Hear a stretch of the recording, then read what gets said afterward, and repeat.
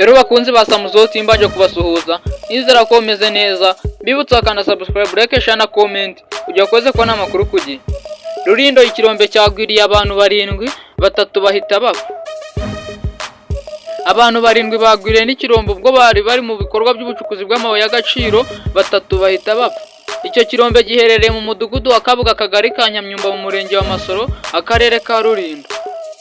Cyabagwiriye mu masaha y'umugoroba ko wa kabiri tariki 26 Ugushyingo 2024 ari abapfuye batatu ndetse n'abakomerekejwe nacyo bane bakurwamo bajyanwa ku bitaro bya Rutongo bihegereye mu karere ka Rurindo.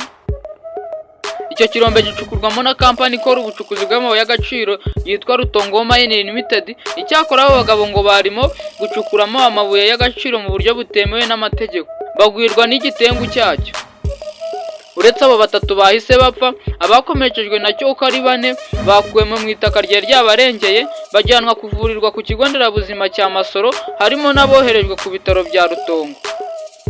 Umuyobozi w'akarere ka Rurindo wa Nyirigira Judith avuga ko ku makuru yibanze ku cyaba cyateye impanuka bashingiye kumenya ngo uko amazi y'imvura imaze iminsi igwa yagiye acengera mu butaka burushaho gusoma buroroha, maze ubwo abaturage bagerageza gucukura rwihishwa bugahita bubaridukira.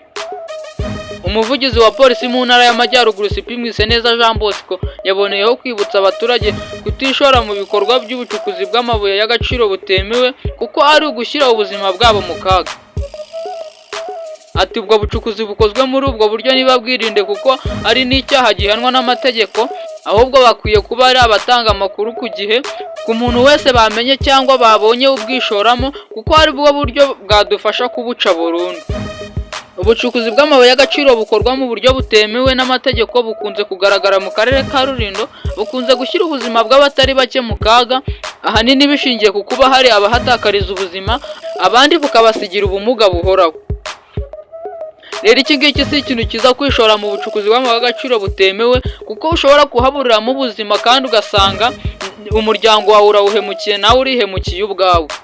Rero iki si ikintu kiza ku hantu hari kampani ikora ubucukuzi bw'amabuye y'agaciro, uramutse ubukunze wumva ushaka kubukora wayegera ikaba yaguha akazi kuko hari n'abaturage benshi yahaye akazi kandi begereye aho ngaho n'abatahegereye bose ibaha akazi. Rero abahasize ubuzima ko tubifuriza iruhuko ridashira kandi tukomeze kwihanganisha n'imiryango yabuze ababo, kandi n'abari kwa muganga Imana ibahe kwihangana kandi ibahe gukira vuba. Rero yanga kabarame ko hajya cyo kujya Samuzo TV, bibutsa kandi subscribe like share na comment kujya koze ko namakuru ku gihe. Thank you.